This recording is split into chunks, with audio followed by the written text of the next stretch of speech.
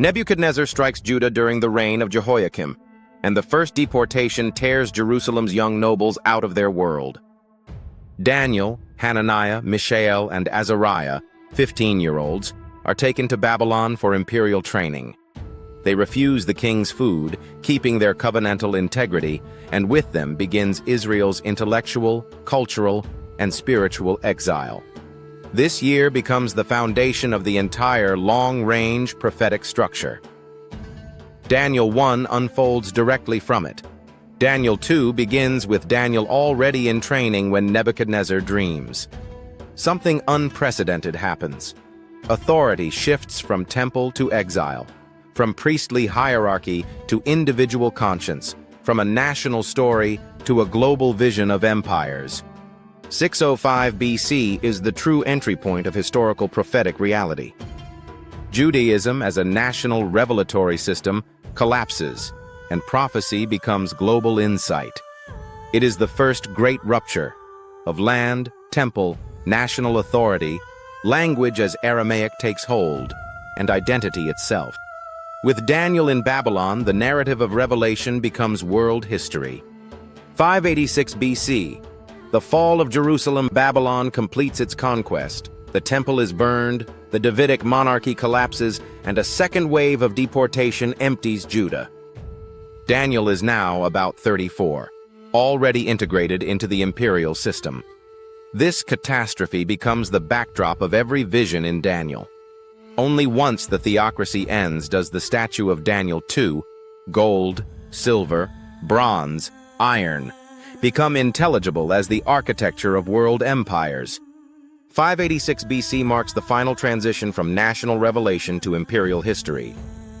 Israel's political religious structure breaks apart, clearing space for a prophetic model built on conscience, identity, personal integrity, and direct insight unmediated by institutions.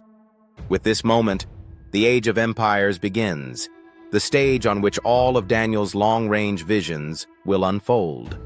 13 BC, the fall of Babylon. Babylon collapses in one night. Belshazzar's rule ends instantly as the Medo-Persian Empire takes power. Daniel interprets the handwriting on the wall, Mene, Mene, Tekel, Upharsin, and the world changes throne by throne. By now, Daniel is about 81. He has already received the visions of the four beasts, 552 BC, and the ram and the goat, 549 BC. He has lived through the entire Babylonian era and now steps into the Persian one as a senior advisor. This year becomes the hinge of empires. Daniel turns to Jeremiah's prophecy of 70 years, and Daniel 9 is triggered by this political shift. He prays for national restoration. Gabriel reveals the 70 weeks, the most precise prophetic chronology in Scripture. The year 539 BC proves that Daniel's prophetic model is anchored in historical realism. Empires rise and fall by moral logic, not mythic cycles. Under Darius, Babylon's administration is reorganized. 120 satraps, 3 chief administrators, Daniel among them, and soon above them all. Jealous rivals conspire, manipulate the king into a decree banning any prayer except to him for 30 days. Daniel continues praying toward Jerusalem 3 times a day. He is accused, condemned, thrown into the lion's den. God sends his angel. The lions do not touch him. Darius issues a public decree honoring Daniel's God. Daniel is about 82, near the end of his life. He has interpreted Nebuchadnezzar's dreams, witnessed the fall of the tree, seen Babylon collapse, received the visions of Daniel 7 and 8 and the revelation of Daniel 9. The lion's den is the seal on a lifetime of moral consistency and revelatory clarity. Daniel 6 is not an apocalyptic vision, but it is structurally prophetic. Law versus conscience, empire versus identity, decree versus prayer. It comes after the 70 weeks prophecy, proving that the man entrusted with the most precise messianic prophecy is also the man who withstands the ultimate legal test. This episode exposes the mechanics of imperial religion, legal manipulation, worship as political loyalty, and the attempt to standardize devotion as submission to the state.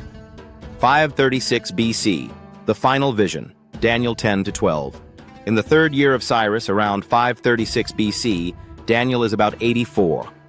The first groups have already returned to Jerusalem, but Daniel remains near the centers of Persian power. Here, he receives his last and most extensive revelation. A heavenly figure appears. Daniel collapses under the weight of the encounter. The long conflict between the kings of the north and south is unveiled. The timeline stretches far beyond his life into the time of the end. These chapters become the sealed roadmap of centuries. Persia's struggles, the rise of Greece, its fragmentation into 4 kingdoms, the philosophical cultural dominance that will culminate in 280 BC, the deformation of truth, and the eventual restoration. Daniel is told to seal the book because the real battleground will not be armies or borders, but texts, concepts, and identity. This aligns precisely with the reading of the Little Horn as philosophy and the LXX era as the decisive turning point, when interpretation becomes the new empire.